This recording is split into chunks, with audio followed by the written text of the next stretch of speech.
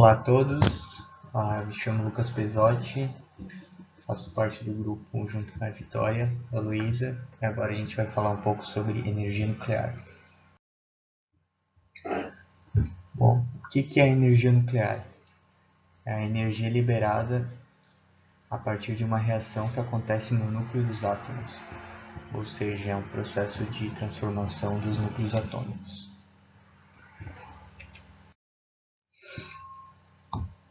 E como essa reação acaba acontecendo? Essa reação acontece se aproveitando do calor emitido em uma reação, a reação nuclear em si. A partir dela a gente acaba transformando a água em vapor e assim a gente acaba movimentando uma turbina. É um movimento bem parecido ao que acontece nas usinas hidrelétricas, da transformação de energia mecânica em energia elétrica a partir de um gerador. A reação nuclear pode acontecer de forma controlada em um reator, que é usado geralmente em usinas nucleares, mas ela pode também acontecer de forma descontrolada ou desordenada, como acontece em bombas atômicas. Alguns tipos de reação nucleares, a gente tem particularmente dois, que é a fissão nuclear e a fusão nuclear. Ela acontece a partir da modificação da composição do núcleo atômico de um elemento, que acaba se transformando em outro elemento. Esse processo ocorre de forma espontânea e quando não acontece de forma espontânea, ela não se transforma em outros elementos. Bom, quanto aos reatores, os reatores eles podem ser definidos como uma câmara de resfriamento hermética. Ela é blindada contra a radiação e ali dentro é controlada a reação nuclear. Então o reator ele tem a capacidade de gerar grande quantidade de energia e a partir dela a gente pode ter dois tipos de reatores, né? Reatores de fusão e fricção. Bom, aqui temos alguns tipos de reatores de fissão. Eles trabalham de forma parecida, mas a diferença entre eles está geralmente na velocidade que a energia cinética a partir dos nêutrons acontece. Então temos alguns deles como os reatores de água leve, aí seguindo temos os reatores de água pesada, reator de rápido enriquecimento, reatores incubadores e reatores de grafite, que era utilizado na antiga usina de Chernobyl. Já quanto aos reatores de fusão, a gente pode dizer que ele ainda está em fase experimental, então existem algumas incertezas quanto à viabilidade técnica e econômica da sua utilização.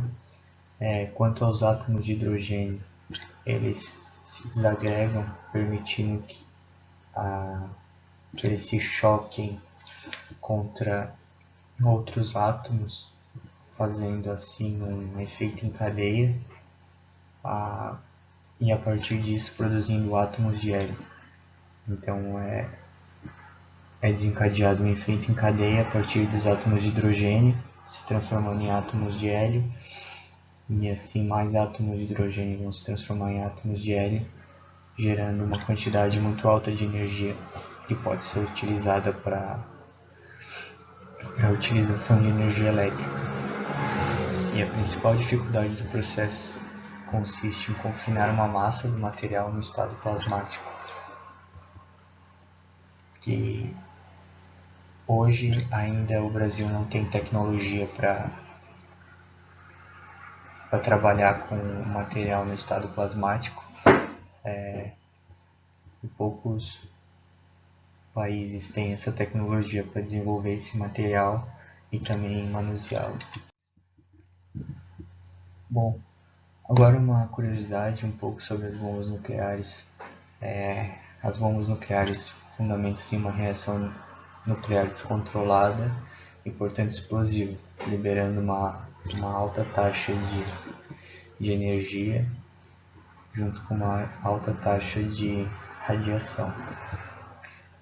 Durante a Segunda Guerra Mundial, na cidade japonesa de Hiroshima e na cidade de Nagasaki, houveram explosões que mataram ao todo cerca de 155 mil pessoas imediatamente. Foram duas bombas diferentes, uma de urânio e outra de plutônio, até foi utilizadas como teste na época desse ataque. E ali, até então, a gente não tinha muito conhecimento sobre o poder e o tamanho do poder dessa quantidade de energia que bombas nucleares ou materiais radioativos podiam obter. E a partir dali, então, iniciaram vários estudos sobre o assunto, e algo que foi utilizado para destruição hoje é utilizado para gerar energia e abastecer a sociedade como um todo. Bom, a história da energia nuclear, ela se inicia há muito tempo atrás, né, com o descobrimento do núcleo do átomo por Rutherford.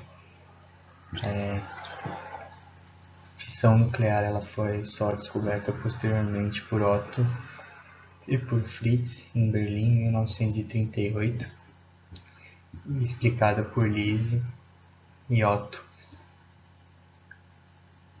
A primeira reação em cadeia foi realizada em dezembro de 1942 com a finalidade de construir a primeira bomba atômica, que já era na época da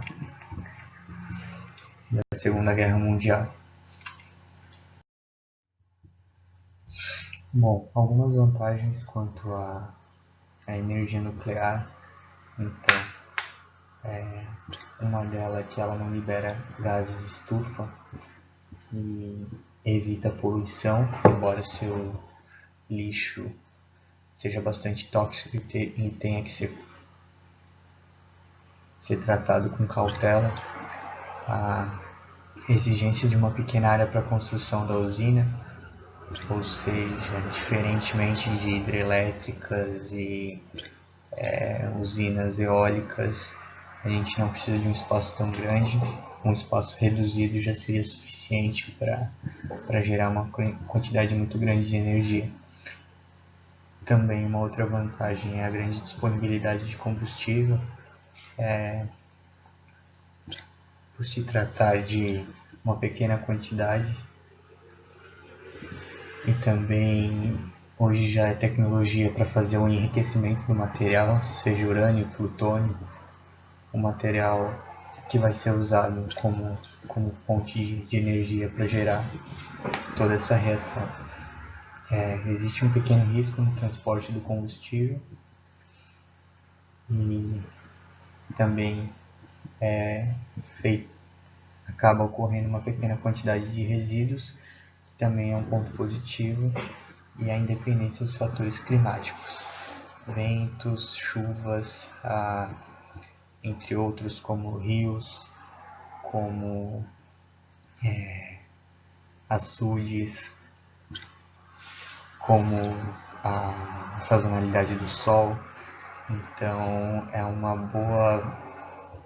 boa saída para países que têm, por exemplo, uma geografia não tão favorável para a utilização de outros tipos de energia, como Europa ou lugares isolados. Aí a energia nuclear, ela pode ser bastante útil. Como é bastante utilizada na Europa, até mesmo no Japão é bastante utilizada por eles não terem uma geografia tão favorável para obter energia a partir de outras fontes. Bom, agora falando um pouco sobre as desvantagens, Como já foi mencionado, o lixo nuclear ele é radioativo e ele deve ser armazenado em um local seguro, isolado. Ainda existe bastante debate sobre como ele deve ser guardado e ser isolado, mas o fato é que ele é produzido em pequena quantidade e já existem algumas formas de contornar esse problema. Ela é mais cara quando comparada às outras formas, porém em algumas situações, como falado, ela se torna vantajosa. Existem alguns riscos de acidentes nucleares, embora não seja tão comum, existe sim alguns riscos, como já aconteceu em Chernobyl, como aconteceu em Fukushima, no Japão. E quanto aos problemas ambientais, devido ao aquecimento do ecossistema aquático pela água de resfriamento dos reatores. Agora falando um pouco sobre as usinas nucleares no mundo. Por todas as partes do globo, a gente pode encontrar vários lugares que utilizam dessa energia nuclear. A maioria das grandes usinas nucleares do mundo, com capacidade líquida, está na Ásia Oriental. A maior usina nuclear do mundo está situada em Tóquio. A usina nuclear de Tóquio, no Japão, ela tem capacidade líquida de 7.965 megawatts e possui 7 reatores de água fervente, com capacidade instalada bruta de 8.212 megawatts. As 5 unidades iniciais têm a capacidade bruta de 1.100 megawatts cada, enquanto que a sexta e a sétima unidade têm capacidade de 1.356 megawatts cada.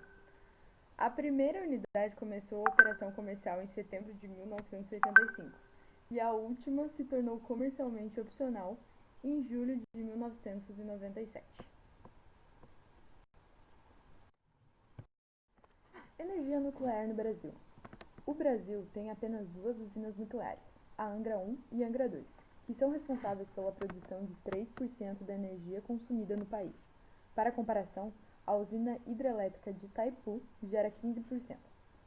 As usinas brasileiras são de um tipo diferente de Chernobyl. O reator usado em Angra 1 e Angra 2 é chamado de PWR, onde o processo de fissão é controlado com água pressurizada.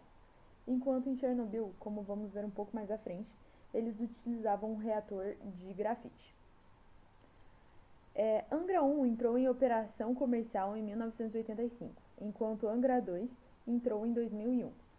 A construção de uma terceira usina, Angra 3, foi iniciada há 35 anos atrás e tem 62% de suas obras executadas, mas atualmente o canteiro encontra-se paralisado. A instalação das usinas em Angra levou em conta justamente a proximidade tanto do Rio como de São Paulo. Dessa forma, é mais fácil transmitir a energia produzida para os grandes centros de consumo. Além de que ela está perto do mar, o que é importante, já que é preciso de muita água para resfriar o sistema.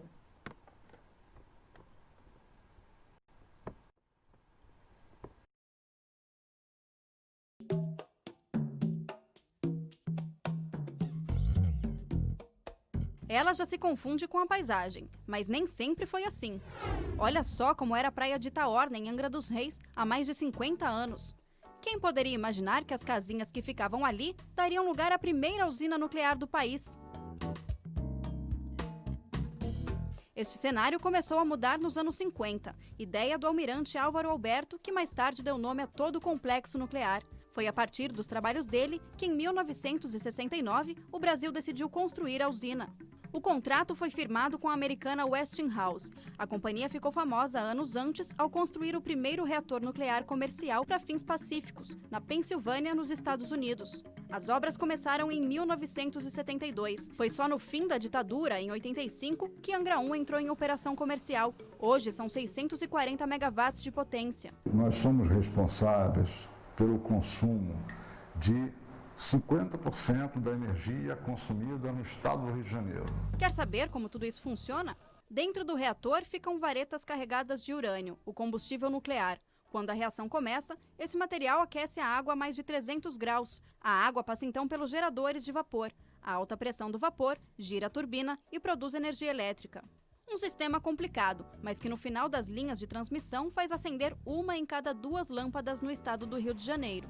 Essa é a sala de controle de Angra 1, ou seja, é o cérebro que comanda cada uma das partes de produção de energia. Esse primeiro painel é responsável pela segurança que garante a refrigeração do reator nuclear, que é muito quente. No caso de uma emergência, impede que toda a estrutura entre em colapso.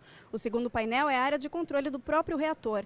Essa outra parte controla a água, que quando aquecida pelo reator, gira as turbinas e produz energia. Por fim, aqui é o painel dos geradores a diesel. Numa emergência, é ele que vai garantir que a refrigeração continue funcionando, caso todos os outros painéis parem de funcionar. Isso é importante para evitar acidentes como no Japão. Em março de 2011, um terremoto seguido de um tsunami atingiu o norte do país. A catástrofe ficou ainda maior depois que a usina de Fukushima entrou em colapso. Milhares de pessoas tiveram que deixar a região. A cada catástrofe no mundo, a segurança é reavaliada. Este ano entra em operação o simulador de Angra 1. Você vê alguma diferença entre esses aparelhos e os da sala de controle que mostramos agora há pouco? Nenhuma? Não é para ter mesmo. Tudo tem que ser igual. Aqui, os operadores serão treinados para impedir qualquer desastre na usina. Em 2009, a usina parou para a troca dos geradores de vapor e, em 2013, para substituir a tampa do reator. Foi um processo delicado. A peça teve que ser movida com muito cuidado pelas passagens que dão acesso ao interior da usina. Afinal, pesa 37 toneladas. Atenção para a segurança dos operadores. Eles tiveram que usar essa roupa especial para evitar a contaminação. No trabalho de produção de energia dentro das usinas, sempre tem alguma coisa que fica contaminada. Roupas de proteção, luvas, máscaras, filtros e tudo isso precisa ser processado e guardado. Todo esse resíduo, considerado de baixa e média radioatividade, fica armazenada nesses depósitos. Só que para entrar aqui é preciso usar esse aparelho chamado dosímetro. Ele mede a dose de radiação que a gente recebe. Mas como é uma área protegida e blindada contra qualquer tipo de radiação, ele fica zerado, como o meu aqui. Dentro dos prédios, barris especiais armazenam o material. O rejeito radioativo é o principal problema deste tipo de produção de energia. Só aqui nesses depósitos são 2.500 metros cúbicos. Isso é o que garante que aquela usina pode operar sem trazer riscos à população. 2015 também será importante para a independência do centro nuclear. O urânio, que é tratado fora do país, será enriquecido aqui e vai abastecer as nossas usinas. Mudança que começa com o Angra 1. Com isso, a gente estaria dominando praticamente todo o ciclo de prospecção, fabricação de combustível e de urânio no Brasil. O futuro também está em obras. A usina de Angra 3, irmã gêmea de Angra 2. Com ela, o complexo nuclear vai abastecer 85% do estado do Rio de Janeiro. Investimento que faz sentido nessa época em que a falta de água afeta as hidrelétricas. Apesar dos riscos na energia nuclear, ela aparece como fonte mais barata e menos poluente que as termoelétricas a óleo ou a gás. Você tem a hidrelétrica lá, só que você tem um pouquinho só de água. A energia nuclear não, faça chuva, faça sol, esteja o tempo nublado ou não nublado, ela vai estar sempre gerando energia elétrica, continuamente. Depois de 30 anos de produção, Angra 1 tem fôlego para mais 30. Quando o prazo acabar, começa o processo de descomissionamento. A usina é desmontada. Nossa responsabilidade futura é deixar o meio ambiente livre de qualquer dano. No final, se nenhuma outra usina for construída no lugar, tudo por aqui tem que ficar como antes, sem contaminação, como se a central nuclear nunca tivesse existido.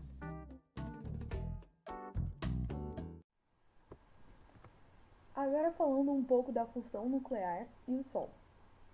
Bom, a fusão nuclear, ela é a fonte de energia das estrelas como o Sol.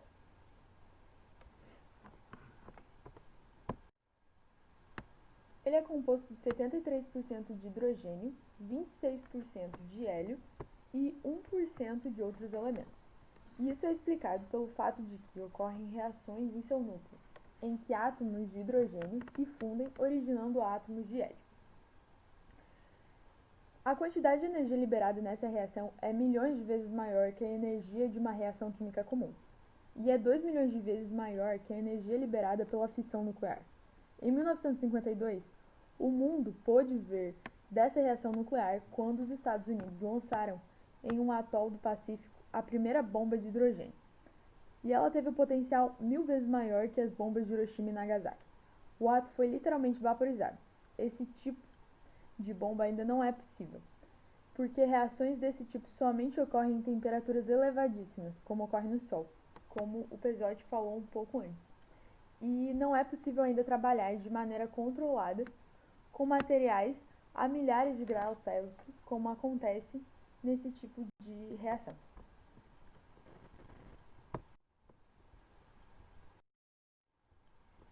Falando um pouco agora sobre acidentes nucleares, os maiores acidentes ocorreram no reator número 2 da usina Three Mile Island, na Pensilvânia, nos Estados Unidos, em 1979, e na usina de Chernobyl, como a maioria de vocês já conhece, em Kiev, na Ucrânia, em 1986.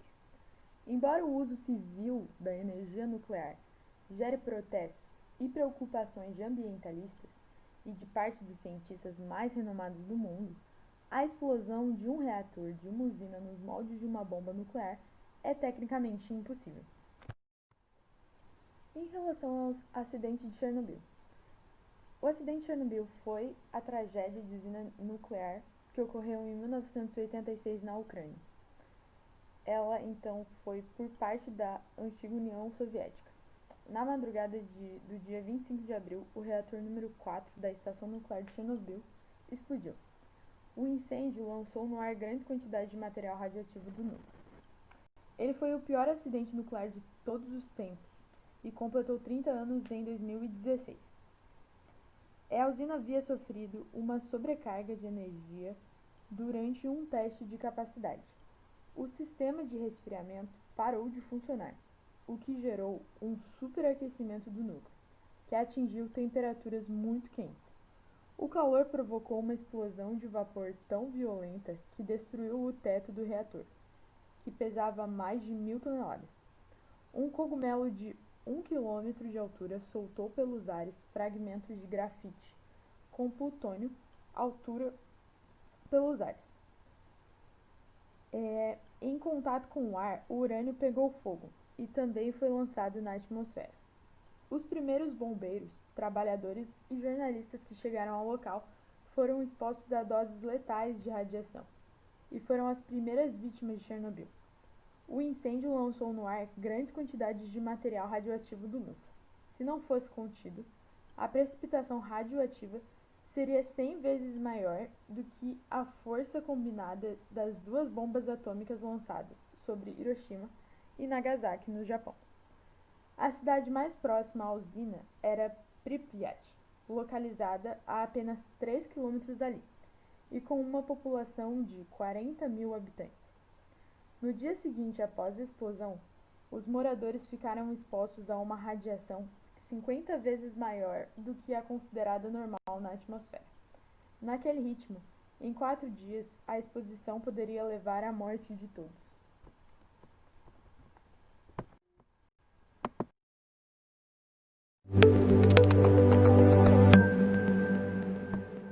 Você sabia que o desastre nuclear de Chernobyl foi o maior de todos os tempos?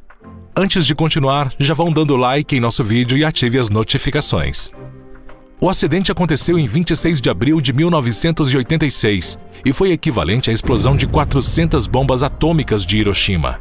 Cerca de 30.000 pessoas estavam perto do reator de Chernobyl e essas pessoas expostas à radiação receberam cerca de 45 Rem. A explosão não apenas liberou muita radiação, também iniciou um incêndio na usina. Os bombeiros que correram para deter as chamas foram expostos a altos níveis de radiação e dezenas morreram por envenenamento. Uma pessoa que recebe uma dose de 100 Rem provavelmente não notará. Isso porque nossos sistemas podem reparar a maior parte desse dano sem deixar uma pessoa doente. Mas a partir de 200 Rem, uma pessoa pode desenvolver envenenamento por radiação. E os bombeiros que chegaram primeiro na usina para combater as chamas estavam completamente desprotegidos. Os medidores de radiação congelaram no nível mais alto. Embora eles soubessem que estavam sendo envenenados, os bombeiros estavam determinados a conter o fogo. Ao todo, 134 bombeiros desenvolveram doenças e 28 morreram heroicamente devido à prolongada exposição à radiação. Além das centenas de trabalhadores que lutaram para evitar que uma nova explosão acontecesse. Eles receberam o equivalente de 80 a 160 mil radiografias de tórax.